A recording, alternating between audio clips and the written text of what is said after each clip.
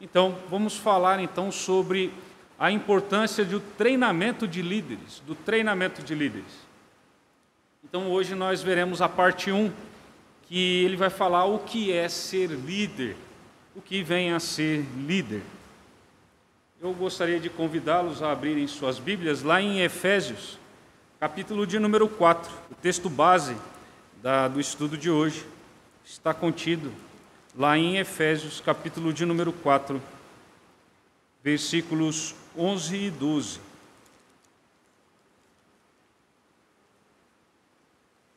Efésios 4, versículo 11 e 12, que está no slide, ele está na ARA, que é a Almeida Revista e Atualizada, que é a versão comum que a igreja utiliza. O texto, então, de Efésios 4, 11 e 12, ele diz: E ele mesmo concedeu uns para apóstolos, outros para profetas, outros para evangelistas e outros para pastores e mestres, com vistas ao aperfeiçoamento dos santos, para o desempenho do seu serviço, para a edificação do corpo de Cristo. Vamos orar mais uma vez?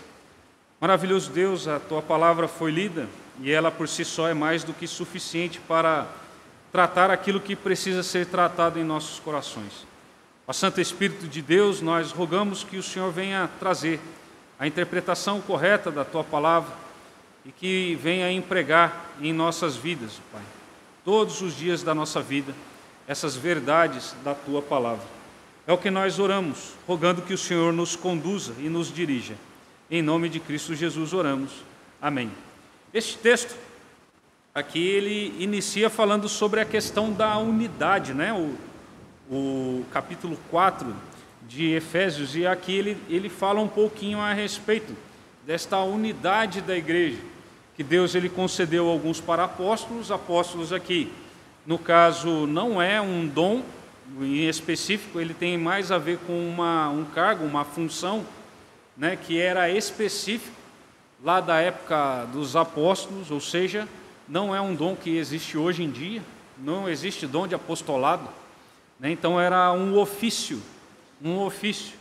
Temos profetas, que hoje está mais voltado para a questão da proclamação da palavra do que profecia autoritativa, porque o cânon está fechado. Então, se o cânon, que é a Bíblia, os 66 livros, eles já foram revelados, então não existe profecia autoritativa. A profecia autoritativa é apenas a palavra. Não existem novas revelações, novas profecias. E aqui ele diz, então, sobre evangelistas, pastores e mestres. Ele está falando sobre também dons e ofícios que tinham. E todos eles tinham um objetivo. Deus ele colocou esses tipos de pessoas, concedeu tipos de dons com um objetivo. E o objetivo, o versículo de número 12, ele fala o motivo. O motivo é o aperfeiçoamento dos santos. Aperfeiçoamento dos santos que ele está querendo dizer é a igreja. E a igreja que eu estou querendo dizer não é o templo. Eu estou querendo dizer pessoas. Quando nós falamos em igreja, nós não estamos falando de templo, nós estamos falando de pessoas. Então, o aperfeiçoamento dessas pessoas, dos crentes em Cristo Jesus.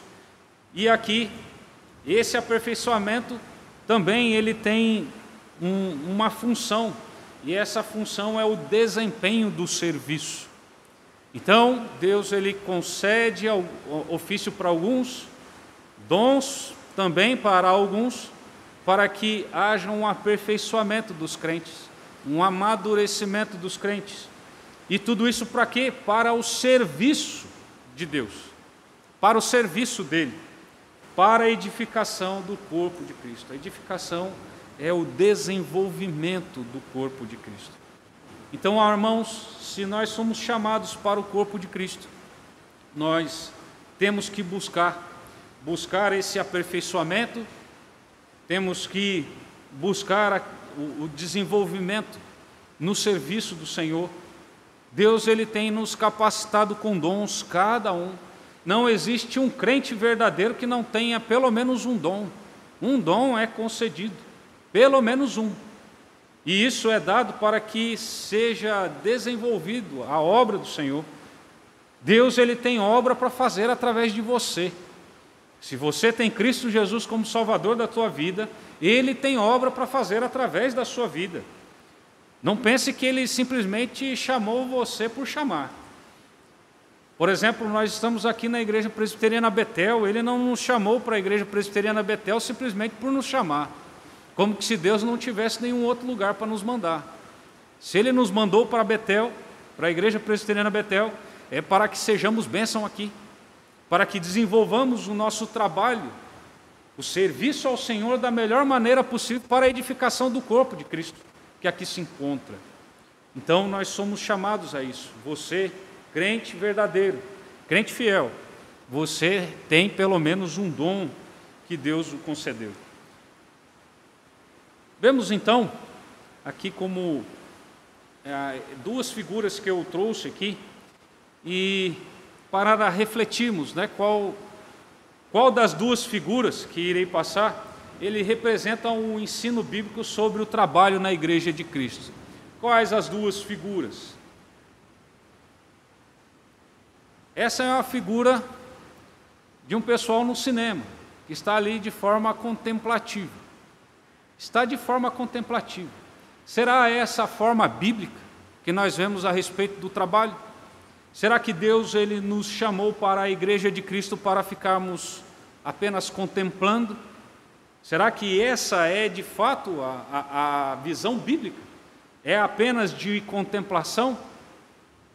Ou a visão bíblica ela é de trabalho, de pessoas que estão engajadas, de pessoas que estão colocando a mão na massa, de pessoas que de fato estão fazendo aquilo que Deus os capacitou a fazer? Deus, Ele deu dons a diferentes dons na igreja, e dentro desses dons nós devemos desempenhar o serviço ao Senhor. O seu dom provavelmente é diferente do meu, e é diferente de outro irmão. Isso não significa o quê? Que cada um de nós devemos desempenhar para a edificação mútua uns dos outros. Nós fomos chamados ao serviço, não fomos chamados à igreja. Aqueles aqui, Igreja Presbiteriana Betel, não fomos chamados a contemplar outros trabalhando. Não fomos chamados aqui para ficar vendo as pessoas trabalharem, para que as pessoas exerçam os seus dons. Nós somos chamados para exercer os nossos dons, não para vermos outros exercerem os seus dons. Então, essa é a visão bíblica, é a visão de trabalho, de empenho na obra do Senhor. Então, os membros, de uma forma geral, os membros de qualquer igreja, né, e isso daí nós podemos passar por várias igrejas, principalmente aqueles que estão mais inteirados do trabalho da igreja, eles conseguem fazer essas distinções, consegue verificar que a igreja, em termos de membresia, ele tem 3 tipos de membros, 3 categorias.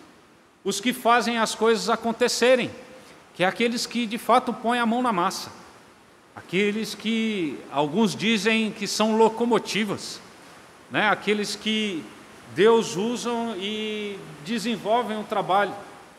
E na verdade aqui, quando falam que aqueles que fazem as coisas acontecer, não significa propriamente aqueles que estão liderando, não. Aqueles que estão ajudando também fazem as coisas acontecer. Não é que quem faz a coisa acontecer é o conselho da igreja, ou é o pastor da igreja. Não. A ideia não é a questão que o líder é aquele que faz as coisas acontecer, mas faz acontecer dentro da igreja, do desempenho, do trabalho, do serviço, aqueles que põem a mão na massa. Então a ideia aqui, os que fazem as coisas acontecer, é aqueles que de fato colocam a sua mão na massa na obra do Senhor. Tem aqueles que observam, estão lá apenas contemplando. Na igreja você encontra pessoas assim, que contemplam. E muitas vezes as pessoas que mais reclamam dentro da igreja, muitas vezes é porque estão muito contemplativas. Até porque aqueles que estão muito empenhados no trabalho, muitas vezes não têm tempo para ficar olhando as coisas acontecerem. Então, Quando muito se reclama de algo, é muito possível que está nessa situação aqui, numa situação de contemplação apenas. Não estão fazendo acontecer, estão, na verdade, observando as coisas. Gostariam que as coisas acontecessem, mas não arregaçam sua manga para que isso acontecesse. Muitas vezes dizem, olha, eu estou vendo que está faltando tal ministério da igreja, mas não se coloca para estar à frente, nem se coloca para ajudar em determinado ministério que acha que falta na igreja.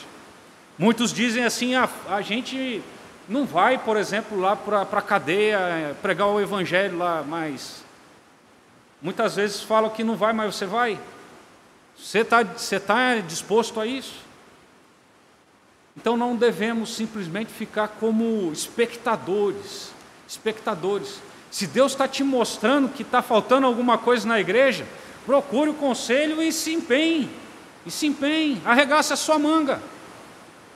Deus, Ele talvez esteja te despertando para que você seja essa grande bênção, seja onde for. Está faltando, aqui o pessoal não faz, por exemplo, trabalho de capelania no hospitalar. Quem sabe Deus está te despertando a você começar um trabalho assim aqui dentro da Igreja Betel. Você ser esse canal de bênção. Então, irmãos, não podemos simplesmente chegar e ficarmos contemplando e reclamando de coisas que muitas vezes não acontecem, de ministérios que a gente acha que é importante ter e não tem. Muitas vezes, por que não tem? Porque os poucos que trabalham estão muitas vezes assoberbados. Muitas vezes, os poucos que realmente, os que fazem as coisas acontecerem, muitas vezes são poucos, eles estão quase que num ativismo dentro da igreja, assumindo várias coisas. Se todos colocassem a mão na massa, a gente não precisaria aqui na igreja pessoas terem que acumular cargos, acumular funções, mas todos estariam empenhados. E tem um terceiro que, esse terceiro é o pior de todos, é os que nem sabem o que está acontecendo na igreja. Tem aqueles que é a locomotiva, tem aqueles que são o vagão, agora tem aqueles que não sabem nem onde estão. Na igreja, infelizmente, ainda tem essas pessoas, as pessoas que nem sabem o que estão acontecendo, pessoas que muitas vezes têm eleição de oficiais na igreja, o oficial está vários anos lá e nem sabe que foi eleito oficial, nem sabem, estão totalmente alienados das coisas da igreja. Isso daqui é uma exortação para nós, é algo que nós devemos olhar e refletir, aonde que eu estou aqui? Na igreja de Cristo, qual dos três? Eu sou daqueles que estão empenhados, que fazem as coisas acontecerem, não que as coisas acontecem simplesmente pelo esforço humano, mas é de serem usados pelo Espírito Santo, porque a capacidade de fato vem dele, a capacidade não é do homem em si, porque se o homem fizer as coisas diante da sua própria capacidade, ele não glorifica a Deus, porque ele não faz na dependência de Deus. Então, quando fala de as coisas acontecerem, é baseado na questão da graça de Deus, do mover do Espírito Santo, é através dele capacitando, não simplesmente do homem orgulhoso dizer, eu sou bom para fazer. Não, não é isso. É o Espírito Santo usando pessoas, as pessoas se colocando como vasos de bênção na vida dele, fazendo, através do Espírito Santo, as coisas acontecerem. Então, irmãos, que possamos aqui, nessa introdução aqui, refletirmos a respeito disso. Qual categoria de crente eu sou? Que categoria de crente eu sou? Muitos pensam que, por exemplo, agora que estamos transmitindo via online, pela internet, eu não preciso mais ir para a igreja, porque eu estou em contato lá, eu tenho estudo bíblico agora na minha televisão, no meu celular, no meu tablet ou computador. Não. Você não consegue fazer as coisas acontecerem no reino de Deus aí na sua casa, simplesmente. Não há como dizer que um desigrejado que um desigrejado ele está cumprindo a vontade de Deus, porque não é. A palavra de Deus diz que não deixeis de congregar como é costume de alguns. Você pode até estar deixando de congregar agora por causa da questão da pandemia, e isso é reconhecido, alguns estão realmente tomando esse cuidado de não sair da sua casa, nem mesmo para ir para o mercado, nem mesmo para cortar cabelo, nem mesmo para ir lá na farmácia. Tem alguns que não estão saindo mesmo. E por isso não estão vindo aqui, mas estão morrendo de vontade de estarem aqui. Agora, se você não tem a mínima vontade de estar aqui, você não está entendendo aquilo que a palavra de Deus ela requer de você. Deus ele não nos chamou simplesmente para ficarmos contemplando, mesmo nos nossos lares, a respeito daquilo que é feito na igreja. Deus ele nos chamou para serviço, e o serviço é através da própria igreja. Eu preciso ser abençoado pela tua vida. Você precisa abençoar a vida dos irmãos aqui da igreja. Então não deixe de congregar. Não pense que não precisa mais congregar na igreja, que não precisa mais vir aqui. É aqui que está a bênção do Senhor, é na igreja do Senhor que está a bênção do Senhor. E é na igreja do Senhor que nós edificamos uns aos outros, como diz o próprio texto bíblico. Reflita a respeito e que você, se você não está aqui, na categoria dos que fazem as coisas acontecer, rogue a Deus que mude a disposição do teu coração, porque você está perdendo tempo. Você está perdendo tempo. E saiba que Deus vai te cobrar o teu tempo. Ele diz que aquele que muito lhe é dado, muito lhe será cobrado. E cada dom que Ele dá a cada um de nós, Ele há de cobrar. Ele há de cobrar cada um de nós. Então, que Deus tenha misericórdia da vida de cada um de nós e que possamos nos colocar nas mãos de Deus para que venhamos, de fato, ser usados como instrumento dEle, de sermos aí colocados na categoria, não por pessoas, simplesmente pessoas nos categorizando, ou oficiais da igreja nos categorizando, mas que o próprio Deus nos categorize, que Ele mesmo nos coloque como pessoas que de fato têm o servido de coração, que de fato têm sido o deleite de Deus, como servo bom e fiel. Servo bom e fiel. Vemos também que a visão bíblica de igreja local é de um corpo. E aqui o corpo, como vemos aqui no próprio texto de Efésios, ele tem vários membros e todos eles são importantes. Não tem membro que a gente pode falar assim, esse daqui é mais importante que o outro. Não, todos têm a sua importância. E todos eles precisam exercer o seu serviço a Deus. Cada membro tem a sua função ou cooperação singular a realizar no corpo. Não pense que não tem. Você não foi chamado para contemplar apenas. Você foi chamado para servir. Foi chamado para servir ao Senhor. E isso é realizado no corpo de Cristo. O corpo de Cristo é a igreja. E como eu disse, igreja não é templo, igrejas são pessoas, é o ajuntamento. Se queremos uma pessoa forte e atuante, uma igreja, se queremos uma igreja forte e atuante, cada membro deve ser treinado ou aperfeiçoado para a realização do seu ministério. Irmãos, isso daqui é um desafio. É um desafio para a liderança da igreja, é um desafio para a minha vida, para a sua vida. Se de fato nós queremos uma igreja atuante, uma igreja forte, uma igreja que realmente dê prazer ao Senhor, não uma igreja cauterizada que acha que está fazendo muito e na verdade Deus está olhando assim, vocês, hein? Vocês estão frios. Olhamos, por exemplo, lá para as 7 igrejas do Apocalipse, Efésios, a igreja de Éfeso, por exemplo, que inclusive teve como pastor da igreja de Éfeso o apóstolo João. Não que o apóstolo João era o pastor daquela igreja naquele momento, porque ele estava preso. Mas antes da sua prisão, ele foi um dos pastores de Éfeso. E qual foi a palavra de Cristo lá para a igreja de Éfeso? Volte ao primeiro amor. Volte ao primeiro amor. Vocês realmente têm coisas boas, vocês estão aí na doutrina dos apóstolos, vocês rejeitam as obras dos nicolaítas, mas vocês perderam o primeiro amor. Vocês estão firmes na doutrina aí, vocês estão, mas vocês perderam o primeiro amor. Então, irmãos, aqui a questão não que o treinamento em si ele vai resolver a situação. A questão não está na atitude do homem em si.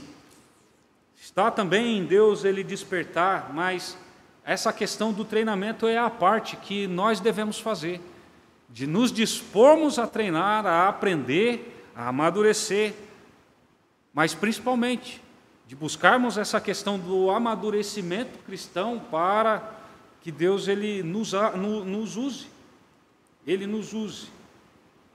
Então, nós devemos buscar também esse desejo de nos aperfeiçoarmos mais e para a realização desse ministério que Deus ele tem colocado em nossas mãos.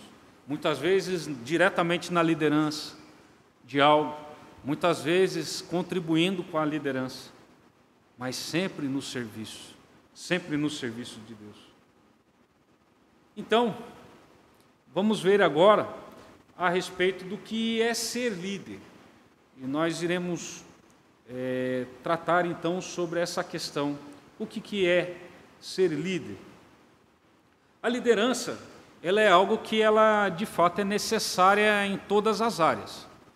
Ela não se restringe, por exemplo, ao nosso governo, ela não se restringe simplesmente a município, ela não se restringe à fábrica.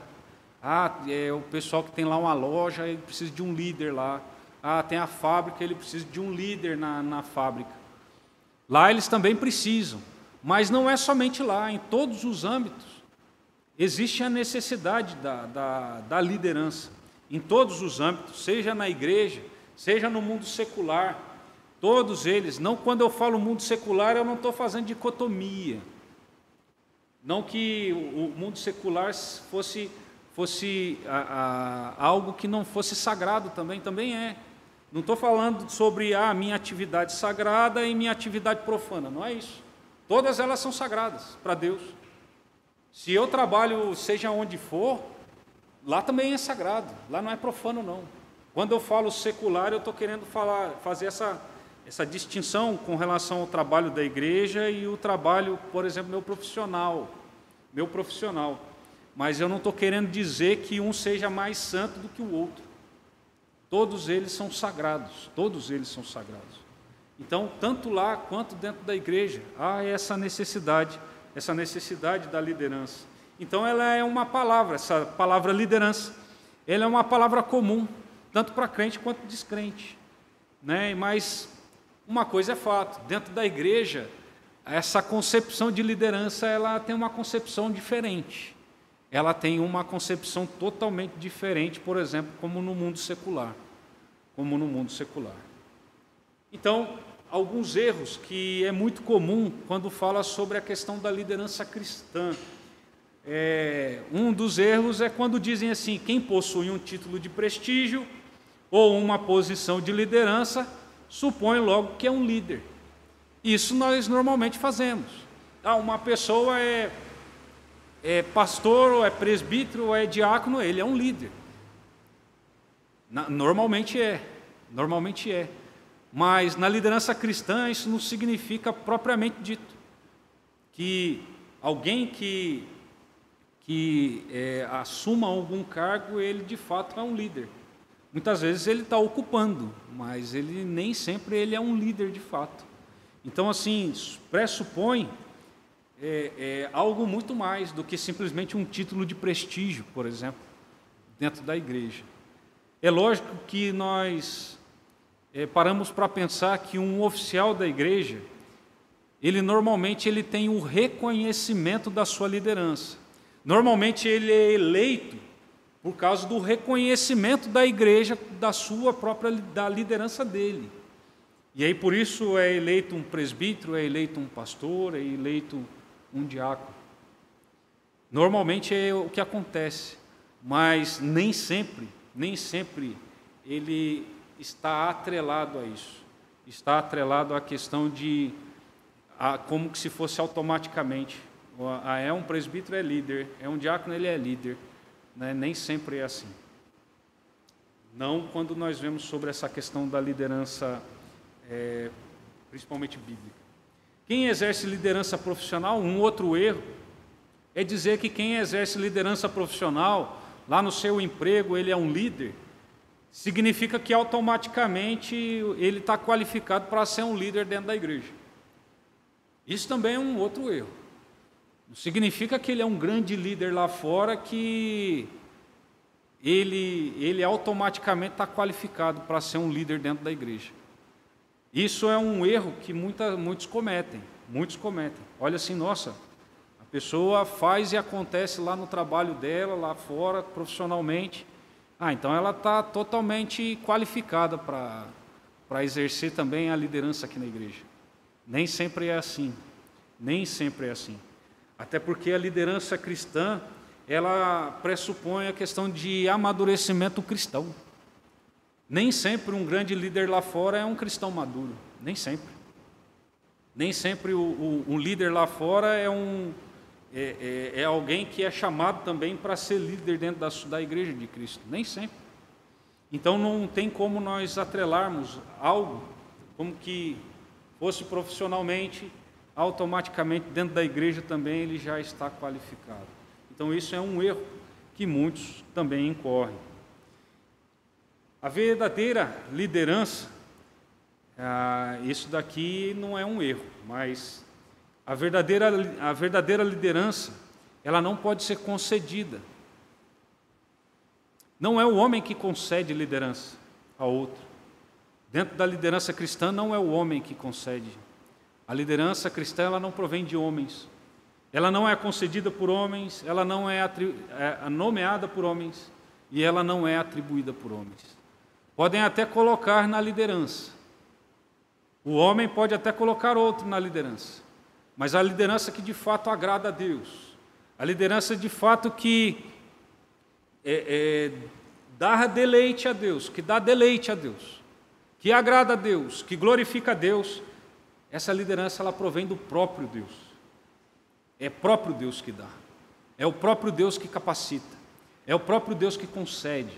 Não é homens que concedem. Como eu disse, muitas vezes Deus ele usa isso através da própria igreja, dando o que? Discernimento para a igreja. No momento de eleição, a própria igreja discernindo, ela rogando e jejuando a Deus, orando a Deus, Deus desperta e mostra, né, dá disposição aos candidatos e dá reconhecimento também à igreja. Às vezes a igreja ela também é instrumento para isso, para o reconhecimento da própria liderança, mas não é a igreja que dá a liderança. Não é a igreja que concede, nem nomeia e nem atribui.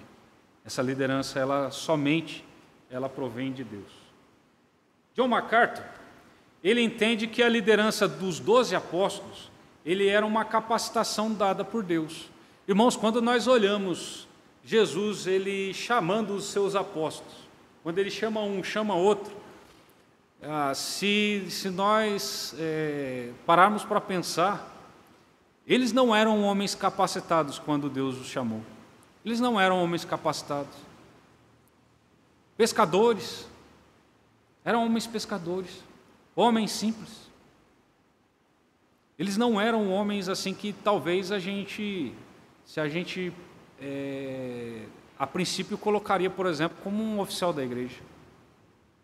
Provavelmente quando Jesus chamou os apóstolos, ali, e ele já sabendo aquilo que iria ser feito através deles, eles ali como o seu sucessor no desenvolvimento da obra que Jesus mesmo iniciou, e Jesus durante os 3 anos, capacitando ali os seus apóstolos, seus discípulos, para desenvolverem a igreja, após a sua partida. Se Jesus não vislumbrasse tudo isso, e se talvez nós estivéssemos na situação dele, nós não chamaríamos aqueles homens para ser oficiais da igreja. Talvez nós olhássemos, falássemos assim, mas eles não têm liderança alguma. Mas esses homens aí não têm capacidade alguma para ser, são quase iletrados. São quase iletrados. Para o povo judeu, eles falam assim, mas Galileu? Esses galileus? Que, entre aspas, os galileus não valiam, eles não davam muito valor, vamos dizer assim, para os galileus. Esses varões galileus. Mas eles foram capacitados por Deus. A capacidade não era intrínseca deles. Não era algo que era deles mesmo, não era simplesmente um talento natural. A capacidade de liderança daqueles 12 apóstolos, ela foi concedida como dom de Deus. Não era um talento que ele nasceu com aquilo. Mas isso diz o John MacArthur, o que qualificava esses homens não era qualquer aptidão intrínseca ou talento patente em si mesmos. Não foi por terem talentos extraordinários, aptidões intelectuais singulares, poderosa influência política ou posição social especial. Eles não tinham nada disso. Eles não tinham nada disso, os 12 apóstolos. Eles foram totalmente capacitados por Deus e foram treinados pelo próprio Deus, que era Cristo Jesus. Foram capacitados ali, tiveram toda a instrumentalização, foram instruídos por Cristo durante os seus 3 anos de ministério. E ainda foram instruídos por Cristo depois de 40 dias ainda da sua ressurreição, enquanto Cristo esteve ali com eles depois da ressurreição, até ele partir para o céu. Eles foram treinados por Cristo. E eles foram capacitados pelo Espírito Santo. Ele que deu a capacidade a esses homens. Temos muitos exemplos bíblicos, amados, de liderança na igreja. Muitas vezes nós, quando lembramos desses exemplos, nós lembramos mais vamos dizer assim, pela obra que ele fez do que por quando ele foi chamado. Olha só Moisés. Moisés, quando ele foi chamado, ele não tinha as indicações, por exemplo, de liderança. Quando Deus chama Moisés, ele não tinha nenhum carisma. Olha lá o que diz Êxodo 3:11. Deus ali, chamando Moisés, então disse Moisés a Deus: quem sou eu para ir a Faraó e tirar do Egito os filhos de Israel? Ele correu, ele não se sentiu capacitado para aquilo. E quando nós falamos sobre Moisés, quão grande líder ele foi. Talvez, depois de Cristo, tirando Cristo, se nós falarmos então a respeito do Velho Testamento, talvez o grande líder de Israel, que Israel teve, foi Moisés. No Velho Testamento, o maior. Assim como Elias foi o grande profeta, Moisés foi o grande homem. Ele recebeu a lei, ele que instruiu, ele que escreveu o Pentateuco. Ele foi um grande líder, mas no seu chamamento, ele não parecia ter condição nenhuma, característica alguma. Essa é a diferença, amados, de colocarmos a nossa mão. Ele ainda teve algumas dificuldades, Arão chegou a falar por ele, até no começo Arão falou por ele, era o porta-voz de Moisés, Arão, seu irmão, mas quando foi chamado não parecia ter qualquer condição. E que grande homem ele foi, que grande líder. Vemos, por exemplo, Jeremias. Jeremias, quando foi chamado, era um homem tímido. Ele chegou a dizer que não passava de uma criança. Jeremias 1,6 diz: então lhe disse eu, Jeremias dizendo ao Senhor: ah, Senhor Deus, eis que não sei falar, porque não passo de uma criança. Jeremias, ele duvidava até mesmo da sua própria capacidade. Jeremias falou: Senhor, não me manda não, manda outro, não me manda não, eu não passo de uma criança. Irmãos, quando Deus ele quer usar, ele capacita. Nós também, como igreja, nós precisamos também treinar pessoas, darmos também instrumentos, mas a capacidade mesmo vem do Senhor. A capacidade não vem simplesmente de um treinamento que a igreja queira dar. A capacidade não está no treinamento em si. O treinamento, ele é instrumento. Ele instrumentaliza a pessoa. Ela instrumentaliza. Mas é somente o Espírito Santo. Olha o que ele fez através de Jeremias, um homem que se achava apenas uma criança. Outro também é Gideão, o juiz Gideão. Ele alegou, quando Deus o chamou para libertar o povo de Israel, que estava sendo oprimido, Gideão alegou ser membro de uma família inexpressiva de Israel. Olha lá que diz Juízes 6,15. E ele lhe disse: ai, Senhor meu, com que livrarei Israel? Eis que a minha família é a mais pobre em Manassés, e eu o menor na casa de meu pai. A minha tribo já é pequena, Senhor. A minha casa já é pobre, e dos pobres eu sou o mais miserável que tem. Eu não tenho capacidade. Como assim o Senhor quer me usar? Como assim o Senhor quer me usar? E Gideão foi usado tremendamente por Deus. Um homem que talvez realmente, quando ele foi chamado, talvez nós não o chamaríamos. Talvez nós não o chamaríamos. O homem que não tinha um talento natural. Ele não tinha um talento natural. Mas o Espírito Santo de Deus, que também agia no Antigo Testamento, ele que foi aquele que capacitou Gideão, foi aquele que instrumentalizou Gideão para fazer a obra dele. E quão grande salvação, quão grande libertação ali houve do povo de Israel através de Gideão. Um homem inexpressivo, de uma tribo inexpressiva, de uma família inexpressiva. Deus, ele usa quem ele quer, e ele chama quem ele quer. Isaías, também nós podemos ver, ele disse ser um homem puro, desqualificado para permanecer até mesmo diante de Deus. Ali nós vemos, por exemplo, em Isaías 6,5, no chamamento de Isaías, Isaías dizendo para Deus: então disse eu, ai de mim, estou perdido, porque sou homem de lábios impuros, habito no meio de um povo de impuros lábios, e os meus olhos viram o Rei, o Senhor dos Exércitos. Olha, eu tão insignificante, Isaías, sentindo tão insignificante dentro de tudo aquilo que estava acontecendo, a glória do Senhor enchendo o templo, serafins voando.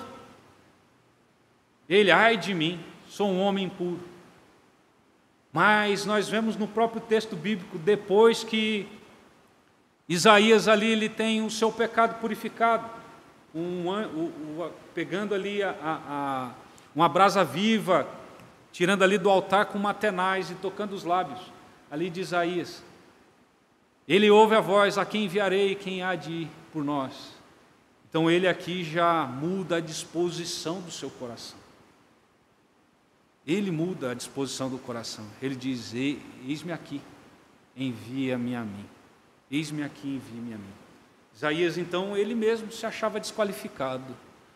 Ele se achava totalmente desqualificado. Eu que sou um homem puro, sou um homem que habito num povo pecador. Irmãos, muitas vezes nós nos sentimos meio lixo em relação a querer fazer algo para Deus. Fala assim: Deus, mas o Senhor vai querer usar alguém igual eu? Eu, que sou pecador? Tem hora que muitas vezes sente Deus chamando e fala assim: mas o Senhor tem certeza, Senhor? Eu? É você mesmo. É você mesmo. Se você está na casa do Senhor, se você foi chamado por Ele, foi chamado para servir, Cristo Jesus é o Salvador da sua vida. Ele te dá dons, Ele tem te convocado, Ele tem te convocado. Que tenhamos também uma resposta, podemos até pensar que somos totalmente desqualificados, e isso é bom, isso não é ruim não. Se sentir desqualificado para a obra de Deus, não é de extremo ruim. O ruim é você se sentir desqualificado e falar: eu não quero fazer. Mas é você colocar nas mãos de Deus e falar: Senhor, me ajude. Senhor, me dá as condições. Senhor, me capacite. Senhor, abra minha mente para que eu também venha a ter acesso aos instrumentos necessários para o desenvolvimento da obra que o Senhor quer fazer através de mim, seja qual for, seja através do ministério de oração, seja o que for, um ministério de serviço, ação social, qual seja, que o Senhor me instrumentalize, mas em que nenhum momento você tenha o orgulho de dizer que você é bom o suficiente para fazer. Porque Deus, Ele resiste ao soberbo. Ele resiste ao soberbo. Que você em nenhum momento bata no teu peito e diz, eu sou capacitado por mim mesmo fazer. Eu não preciso do Espírito Santo para fazer. Porque se você tiver uma disposição dessa, as coisas podem até acontecer. Alguns que são pragmáticos podem até pensar assim, nossa, mas está dando certo. Muitos acham que pelo fato das coisas darem certo, significa que está tendo a aprovação de Deus. E nem sempre é assim. Muitas vezes você está fazendo as coisas exatamente do jeito que Deus quer, mas parece que as coisas não vão para frente. Mas significa que não há a bênção de Deus ali? Que Deus não está recebendo o teu serviço? Nós não podemos ser pragmáticos. Se nós formos pragmáticos, nós podemos dizer que muitas igrejas, que não estão nem aí com Deus, mas que estão arrebanhando pessoas, que não estão preocupados em viver com fidelidade com o Senhor e estão enchendo seus rebanhos, vão dizer que ali está a bênção de Deus? Os muçulmanos, por exemplo, que estão crescendo mais e mais, vamos dizer que lá está a bênção de Deus? Que eles estão fazendo, então está tudo certo, porque está crescendo é que Deus está abençoando? Não podemos ter a visão pragmática das coisas, nós temos que ter a visão bíblica. O que nós devemos fazer é buscar no Senhor capacidade para fazer, e não simplesmente atrelar a bênção de Deus aos resultados. A bênção de Deus está em nos capacitar a fazermos do jeito que Ele quer, do jeito que lhe agrada, de fato para a glória dEle, para a glória dEle. Isaías, ele se sentia incapacitado, e ali Deus, ele muda a situação e ele já diz, eis-me aqui, envia-me a mim. Também, amados, vemos aí John MacArthur ele falando que ele mesmo é de opinião, né, o pensamento aí de John MacArthur, um grande teólogo, ele é de opinião que não há ninguém naturalmente qualificado para exercer liderança cristã. Estou falando de liderança cristã. Ninguém nasce naturalmente qualificado, porque liderança cristã ela não é um talento. Liderança cristã ela é um dom. E liderança cristã sendo dom, isso ocorre depois da conversão. O dom ele é concedido depois da conversão. Então não é algo natural do homem a liderança cristã. Deus que deseja salvar pecadores, Ele mesmo santifica esses pecadores e transforma esses pecadores. Ele faz com que esses seres incapazes se tornem instrumentos úteis na sua obra. Se nós olharmos aqueles homens que foram chamados e foram grandes líderes, muitos deles, no seu chamamento nós poderíamos dizer que eram homens incapacitados, eram homens quase que inúteis.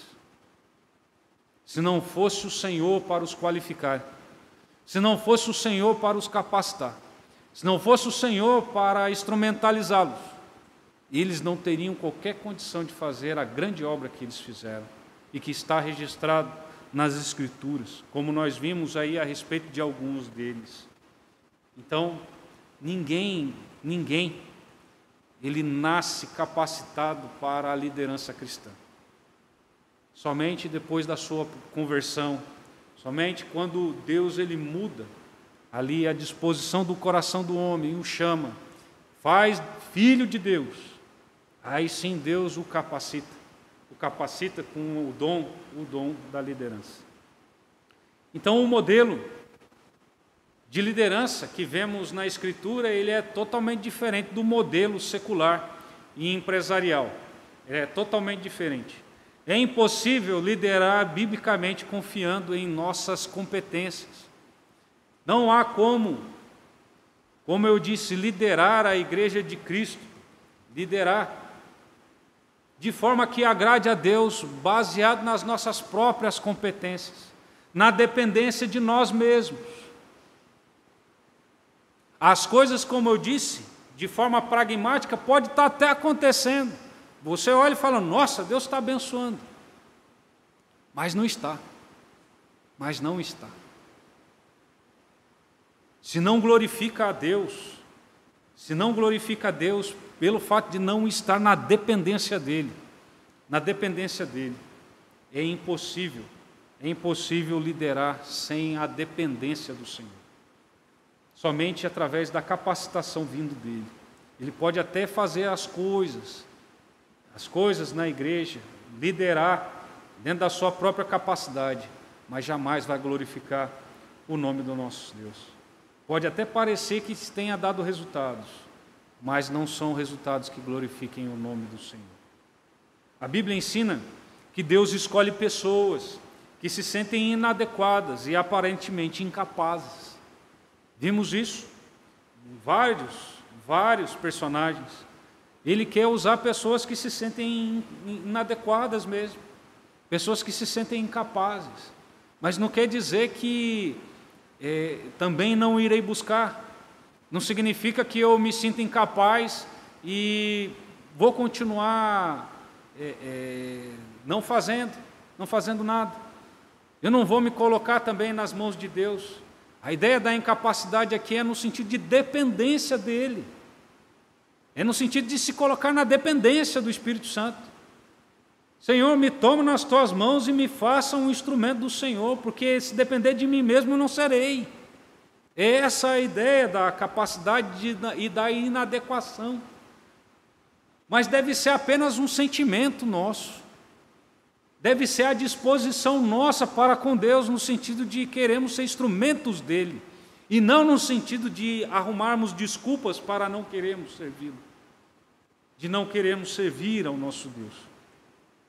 Mas esse sentimento de inadequação e de incapacidade, ele é algo que tem que ser fruto de um coração humilde diante do Senhor, de um coração humilde, de disposição de colocar, Senhor, eu quero te servir, mas que o Senhor me capacite, que o Senhor conduza a minha vida, que o Senhor abra as portas para que eu realmente venha a compreender o que eu preciso fazer, o que o Senhor de fato requer de mim, o que o Senhor requer de mim. Aqui, em Marcos 10, versículo 42, 43, diz assim: Mas Jesus, chamando-os para junto de si, disse-lhes: Sabeis que os que são considerados governadores dos povos têm-nos sob seu domínio, e sobre ele os seus maiorais exercem autoridade. Mas entre vós não é assim.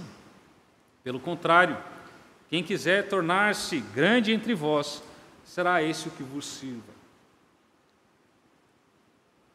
Esse texto mostra a grande diferença entre a liderança secular e a liderança cristã. Esse texto mostra claramente. Jesus, no versículo 42, ele mostra o perfil da liderança secular. Ele fala aqui, considerados como os governadores, que têm domínio, como maiorais, que exercem autoridade. Na igreja não é assim. Na igreja ele fala: mas entre vós não é assim, pelo contrário. Quem quiser tornar-se grande, quem quiser ser líder, quem quiser desenvolver o trabalho para o Senhor, será esse o que vos sirva.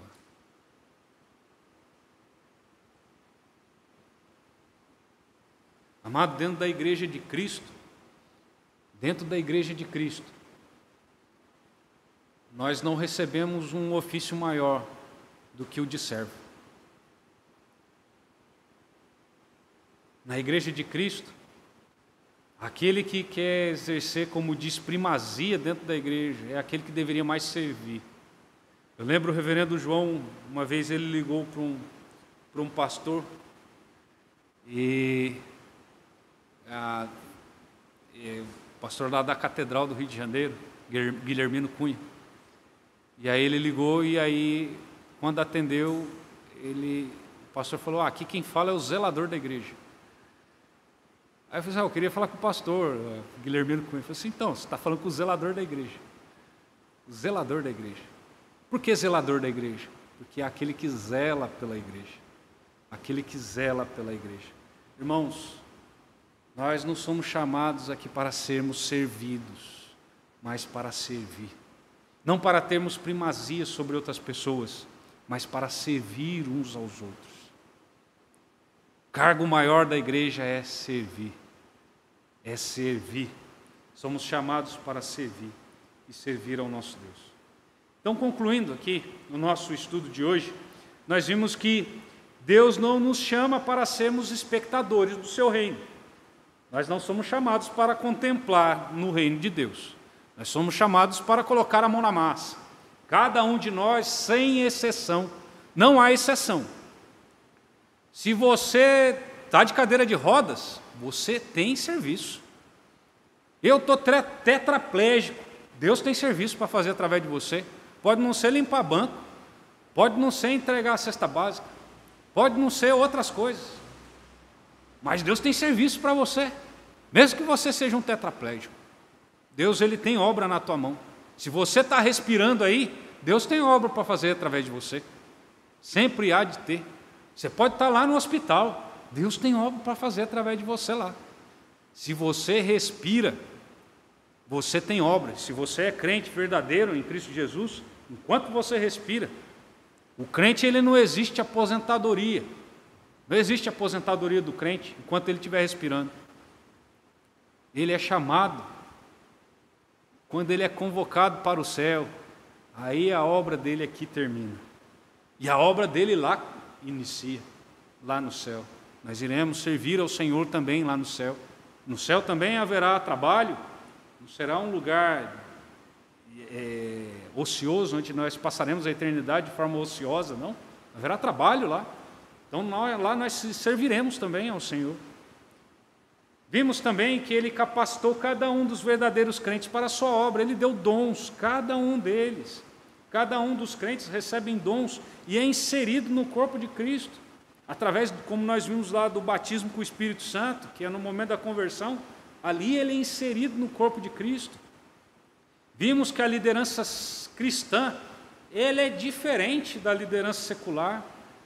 A liderança secular tem a questão de primazia, de governo sobre as pessoas. E na liderança cristã nós vemos a questão do serviço.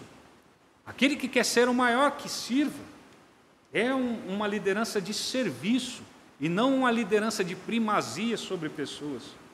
Vimos o que é ser líder na concepção bíblica, que principalmente tem a ver com a questão da capacidade vinda do Espírito Santo, e não um talento natural.